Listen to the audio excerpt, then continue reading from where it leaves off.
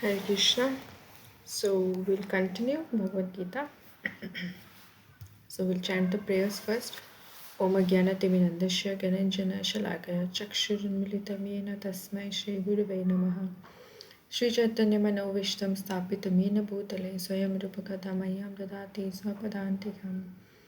Vandeham Shri Guru Shritapadakamlam Shri Gurun Vaishnavamscha Shri Rupam Sagajatam Sahagana Raghunathanvitam Tam Sajivam Sadvaitam Savdutam Parijana Sahitam Krishna Chaitanya Devam Shri Radha Krishna Padan Sahagana Lalita Shri Vishakhanvitamscha He Krishna Karuna Sindhu Dinabandhu Jagatpate Gopesha Gopika Kanta Radha Kanta Namastute Tapta Kanchana Gaurangi Radhe Vrindavaneshwari Vishwabhanu Sute Devi Paramami Hari Prem Vanchakalpataruvascha Kripa Sindhuve Vacha Patitanam Pavanebhyo Vaishnavebhyo Namo Namaha Namo Vishnupadaya Krishna Prestha Bhutale Srimate Bhakti Vedanta Samniti Namine Namaste Saraswate Deve Gauravani Pacharine Nirvishesha Shunyavadi Paschata Deshatarine Jai Shri Krishna Chaitanya Prabhu Nityananda Shri Advaita Gadadhar Shivasadi Gaura Bhakta Vrinda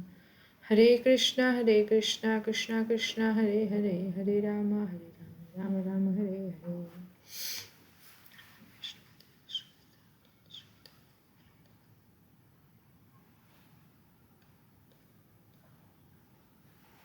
Hare Krishna. Okay. So last time we completed, we were in third chapter, 10th verse we completed. Today we will see third chapter, Karma Yoga, 11th verse. Devan bhavayatanena te deva bhavayantu va parasparam bhavayanta shreya param avapshatha. Word to word meaning Devan demigods Bhavayata having pleased Anena by this sacrifice they those Deva demigods Bhavayantu will please Va you Parasparam mutually Bhavayanta pleasing one another Shreya benedictions Param the supreme Avapsatha you will achieve. Translation purport by His Divine Grace Srila Prabhupada, Srila Prabhupada ki jai. The demigods being pleased by sacrifice will also please you and thus by cooperation between men and demigods prosperity will reign for all. Purport. The demigods are empowered administrators of material affairs. The supply of air, light, water and all other benedictions for maintaining the body and soul of every living entity is entrusted to the demigods, who are innumerable assistants in different parts of the body of the Supreme Personality of Godhead. Their pleasures and displeasures are dependent on the performance of yajnas by the human being. Some of the yajnas are meant to satisfy particular demigods, but even in so doing, Lord Vishnu is worshipped in all yajnas as the chief beneficiary. It is stated also in the Bhagavad Gita that Krishna himself is the beneficiary of all kinds of yajnas. Bhuktaram yajna tapasam. Therefore, ultimate satisfaction of the Yajnapati is the chief purpose of all yajnas. When these yajnas are perfectly performed, naturally, the demigods in charge of the different departments of supply are pleased and there is no scarcity in the supply of natural products. Performance of yajnas has many side benefits, ultimately leading to liberation from material bondage.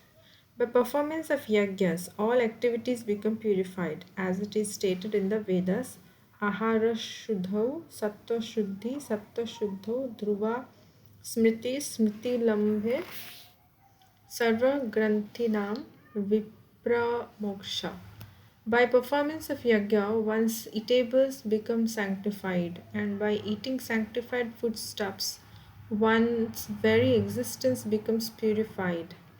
By the purification of existence, finer tissues in the memory become sanctified. And when memory is sanctified, one can think of the path of liberation. And all these combined together lead to Krishna consciousness, the great necessity of present day society.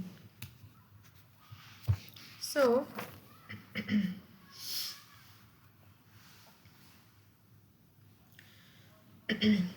so in the previous verses, I mean, this chapter itself began with Arjuna questioning that, "Oh Krishna, you told me that intelligence is better than um, fruitive activity. But now, then you are asking at the same time you're asking me to fight. So I'm very confused. I'm very confused. I don't understand your equivocal um, instructions. So tell me decisively what I need to do. What is best for me." So that's how the chapter began, and Krishna mentions about two classes of people who try to know the self, realize the self. That is, one is the empirical class, philosophical, who go to the philosophical aspect, and other are those who take the devotional path. And he continues mentioning that everybody is forced to work by the nature they have acquired. One has to work. It's not that one can remain. One cannot remain even for a moment without doing any activity. So now, if one is trying to artificially restrain the senses, but still mind is thinking about material sense activities, then it's called a pretender. So better than that is you try to control your senses and do your prescribed duties or karma yoga. Hmm. And without attachment.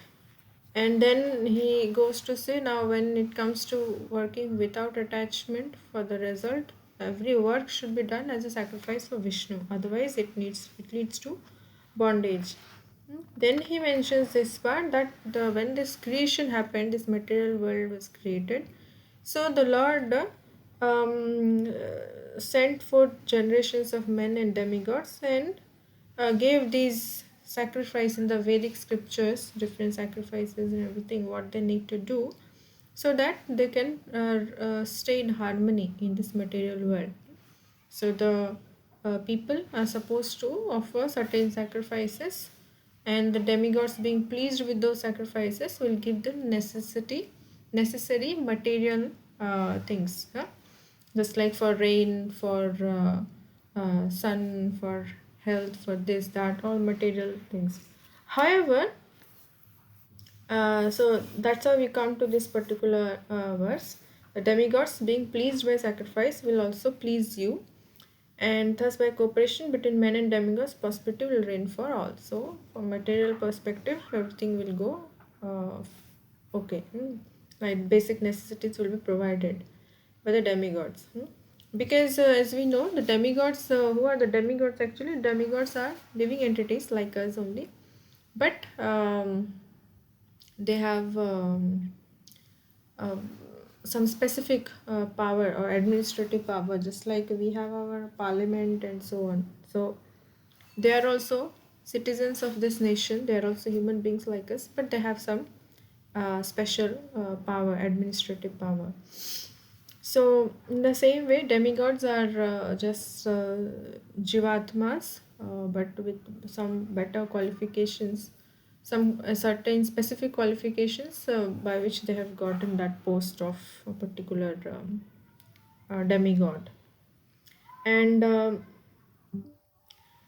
they are all the kind of assisting the Supreme Personality of Godhead, just like if there is a college, so there is a principal, there are HOD in different departments. Huh? There are so many teachers, and there's a HOD in every department. Huh? So, and there are students. Huh? So in the same way, these specific department, let's say department of water, department of the sunlight, air, so these are controlled by a specific demigod. And now we for maintaining the body and soul together, to be alive, we need air, water, light, heat, all these basic things. So they are all provided by the demigods. When the living entity pleases the demigod by performing certain sacrifices as is recommended in the scriptures, not whimsically but as recommended in the scriptures, then the demigods are pleased with that and they provide them the basic whatever necessities are whatever basic necessities are there. So the pleasures and displeasures are dependent on the performance of yagya by the human being. So some of the yajnas are meant to satisfy particular demigods, but even so, now yagya we understand yagya pati, who is the actual Bhaktaryam Yajna Tapasam Sarvaloka Maheshwaram, 5th chapter, 29th verse, last verse. So Vishnu, Lord Vishnu, Krishna, Vishnu is the beneficiary of all sacrifices. He is the Yajnampati. So all the yajna performances are meant for satisfying Lord Vishnu. Though for satisfying particular demigod, some kind of a yajna is sacrifice is recommended. They may do a particular kind of yajna for a particular demigod. However, the ultimate beneficiary is the Supreme Personality of Godhead, or Krishna. So without his sanction, without the sanction of the Lord, the demigods cannot provide any benefit to their worshippers. They cannot provide. So even as we see in the Brahma Samhita, where it is mentioned that even Lord Ganesh, he is praying to Supreme Personality of Godhead, to Krishna, to get power for executing um, his function, his duty. So even the demigods depend upon the Supreme Personality of Godhead, depend on Krishna for executing their, for giving benedictions to their worshippers. So they are not independent. So the ultimate beneficiary of all sacrifices performed is Lord Vishnu, or Krishna, because he is the Yajnampati. And then Prabhupada mentions when these yajnas are perfectly performed, naturally the demigods in charge of different departments of supply are pleased, and there is no scarcity in the supply of natural products. So we see now, you know, there is a famine or flood or drought. So why all this is happening? Because there is no yajna performance practically now. Yajna performance is practically stopped. In earlier times, when some demon, just like we see in the Krishna book, Kamsa, and in different other demons like Hiranyakashipu, and then Ravana. So they were trying to stop yagya performances, from the Brahmanas who do yagyas and all. So they were against all that because mm, they knew that the ultimate beneficiary of these yajnas is Lord Vishnu. They did not want Lord Vishnu to be worshipped as the Supreme Personality of Godhead and so on. So practically that time also there were demons who tried to stop these yagya performance. But now if we see, practically there is no yagya performed, and it is not feasible to perform yajnas like the earlier times because fire sacrifices, it needs all pure ghee, pure grains and everything. But now everything is contaminated, so they are not pure, and the mantras chanted also, the brahmanas who are doing those yajnas also should be so pure. So practically there is no brahmanas of that caliber in this present age of Kali Yuga. So for the Kali Yuga, the only yajna recommended is what? Um, Sankirtana yajna, as Krishna, as in the Srimad Bhagavatam, we see this verse in 11th canto, 5th chapter, 32nd verse. Krishna Varnam Tusa Krishnam Sangopangastra Parshadam Yagya Sankirtana Praya Yajantihi Sumedasa. So, in this age of Kali, people are endowed with sufficient intelligence. People who are endowed with sufficient intelligence will worship the Lord, who is accompanied by his associates by performance of Yagya, Sankirtan Yagya. So, the Yagya which is recommended for this age is the Sankirtana Yagya. And so, because there is no people are not taking to this yagya performance, therefore we see all these natural calamities because the demigods are not pleased.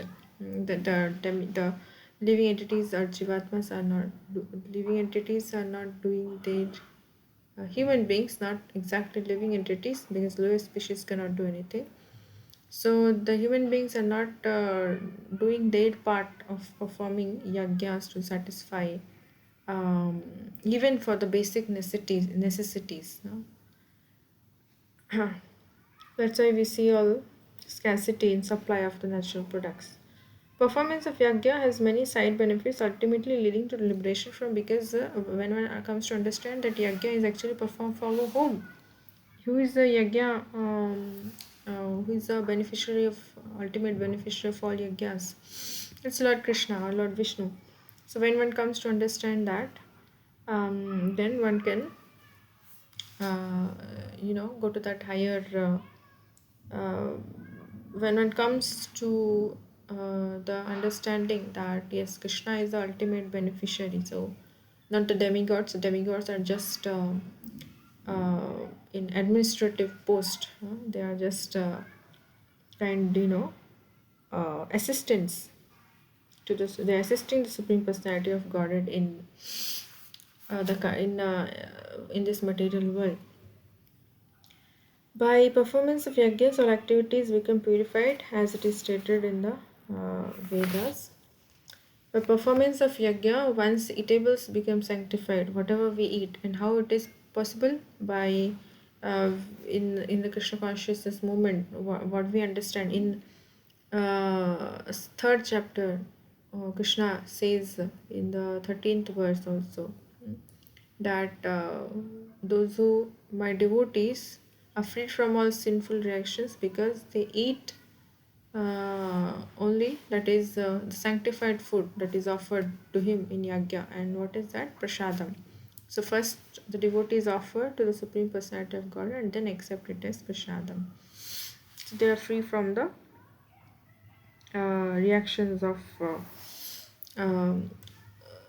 sinful. They are free from the karmic uh, reaction to that. Otherwise, if one does not offer the bhoga to the Lord, they are they are eating sin, papa. So, by offering the bhoga to the Lord or eatables to the Lord in the category of what? Fruits, vegetables, milk products, these things, sattvic things. One those things are they are all material, but when it is offered to the Lord, it becomes spiritualized. So they are now sanctified, and then the devotee can honor it as prashadam. And by eating sanctified foodstuffs, one's very existence becomes purified. So that's how we are purifying our consciousness. No, whatever we eat, that affects our consciousness. Whatever we put in our mouth, that affects our consciousness. If somebody is eating, just like we see the those people who are in the mode of ignorance, they are more addicted to eating meat, fish, eggs like that. And those who are in the mode of passion, there are certain category for that, like in this 17th chapter, or like it's mentioned how people in different modes, what kind of food in different modes, which food is considered to be in a mode of goodness, which is considered to be in the mode of passion, which in the mode of ignorance. So those food which increases, which leads to good health, and uh, they are considered to be in the mode of goodness, that is sattvic food, or like milk products, fruits, vegetables, grains, all this. Then those which are too um, salty or spicy like that, they are in the mode of passion. And those which are which contains um, untouchable, and which is kept from long hours, prepared more than 3 hours before eating, tasteless, decomposed like that. So they are considered to be in the mode of ignorance. So when we are offering to the Lord, so the Lord mentions in 9th chapter 26th verse what kind of things He accepts. Patram pushpam phalam toyam yumi bhakta prayachati. So, and that also should be offered with love and devotion, because we know Krishna does not need these things, but He accepts the love and devotion with which we are offering that. Patram, pushpam, patram, like tulsi leaf, pushpam, flowers, patram, pushpam, phalam, toyam, phalam, fruits, toyam, water. So grains and all, it comes in the category of a kind of, in these categories, grains, fruits, vegetables. So all this can be offered nicely, cooked and offered nicely to the Lord, and He accepts, and that's how the food becomes sanctified. And because it is now spiritualized, it affects our consciousness in that way. I mean, the our consciousness also becomes purified, cleansed by the purification of existence. By the purification of existence, finer tissues in the memory becomes sanctified, and when memory is sanctified, one can think of the path of liberation. All these combined together lead to Krishna consciousness. So when our the consciousness is cleansed, so we can think more about um, purification of existence. Once finer tissues in the memory become sanctified. Also with this, I remember uh, milk helps in developing the brain tissues, and it helps so that one can understand the spiritual topics very well. And when a memory is sanctified, one can think of the path, and one can think of this, because everybody is in this rat race. Very few select souls are interested in spiritual understanding or spiritual consciousness, in Krishna consciousness. Um, so when the memory is sanctified in this way, one can take to this path of uh, spiritual path, and ultimately come to the point of Krishna consciousness. Because as we know, Krishna consciousness is a mm, ultimate in the path of spirituality. Because there are karma yoga, jnana yoga, ashtanga yoga. Ultimately, one has to come to bhakti yoga if one wants actual perfection of the yoga system. Why? Is in 6th chapter 47th verse, Krishna says, devotee or the bhakti yoga is the topmost. That is his opinion. Very clearly mentions that.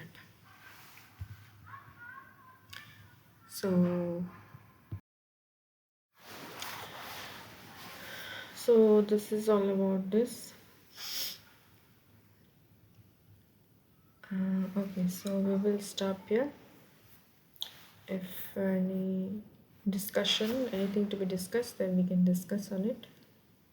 Yes, so I'll stop here. Hare Krishna.